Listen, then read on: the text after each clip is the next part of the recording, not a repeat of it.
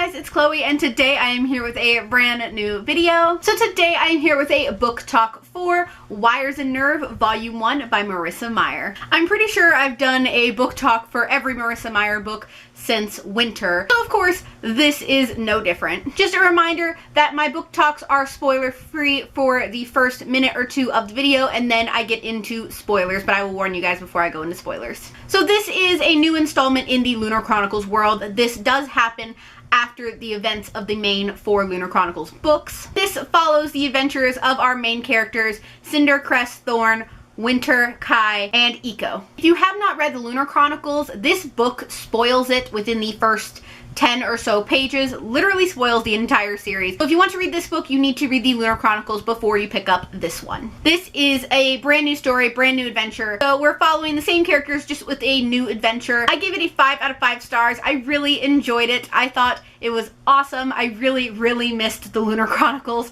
So I'm really glad we have Wires and Nerve and we have Volume 2 coming out next year. I'm going to go into spoilers now because there is not a lot I can talk about with this because it happens after the events of the Lunar Chronicles. So if you have not read this yet, please leave this video and then come back and watch this video because this is such a good book and I have a lot to talk about. So like I said, Wires and Nerve spoils the Lunar Chronicles within the first 10 pages of this book, but since I already knew all the events of the Lunar Chronicles, it was perfectly fine.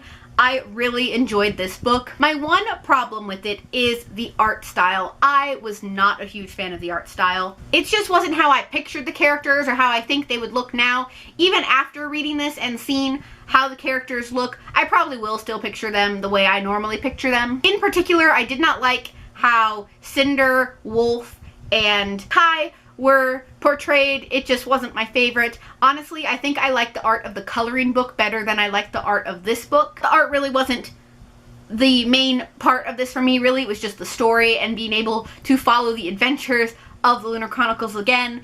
And the Lunar Chronicles is one of my absolute favorite series ever, so I loved being able to read this and have new stories. I also really want to know what's going to happen in Volume 2 because this was such a great book and I honestly cannot wait for Volume 2 to come out, but unfortunately it is not coming out until January, February of 2018, so we have a little while to wait for it. I was really worried that this story was only going to follow Eco. I didn't mind that, but I also didn't want it to just be Eco as the main character. We still got to see all of our other characters, which is what I was really hoping for in this. Now, this is a pretty long graphic novel. It is about 200 pages, which is long for a graphic novel, but this one is really fast-paced and really easy to read, and that's what I really loved. Fast-paced, straightforward, and to the point. It was really nice, really simple to read, and it helped so much, especially for somebody who doesn't read graphic novels that much. Of course, I have another little beef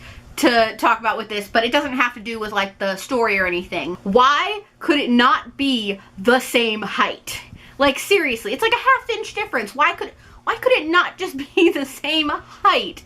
Like, I had to reorder everything on that shelf just to make it look good, but I really wish it was the same height. That's another thing that bugs me. Now, from reading this story, I do believe that it takes place before the events of the final short story in Stars Above, which is considered the epilogue to Winter. Pretty sure that this takes place before that, just from reading this story and then knowing that story. The timeline lines up better with this coming first. If you were a fan of the Lunar Chronicles but you were hesitant with the graphic novel, definitely give it a chance and pick it up, because I know a lot of people have been saying that it's really being stretched out, that we have a coloring book, now we're getting 2 graphic novels. It's worth it, trust me. Definitely give it a chance because it's really awesome. And while you don't need to read it to complete or understand the Lunar Chronicles, it's still a really great read, so I definitely recommend checking it out. Even if you're just a Lunar Chronicles fan, read it. It's just awesome to have more stories coming from this world, and I really don't know what I'm gonna do when Volume 2 comes out and then there's no more Lunar Chronicles after that. Like I don't know what to do. Yeah, Marissa Meyer has other books coming out, but Lunar Chronicles is like my main thing. So I'm really looking forward to Volume 2, and I don't know what I'm going to do when it's over. So guys, I think that is all I have for this really rambling book talk today. I understand that this is shorter than my other book talks, but I find the graphic novel a lot harder to talk about than I do the actual books, so this is a little strange for me. So guys, that is all I have for this video today. I hope you all enjoyed it. As always, if you'd like a behind the scenes look at my life, you can check out my second channel, Chloe Essence. You name it, I probably do it on that channel. And if you'd like to see here, please go ahead and click subscribe. I post new videos every Wednesday and Saturday, so click subscribe so you can be updated for when I post those. Thank you guys so much for watching, and I'll see you guys in my next one. Bye!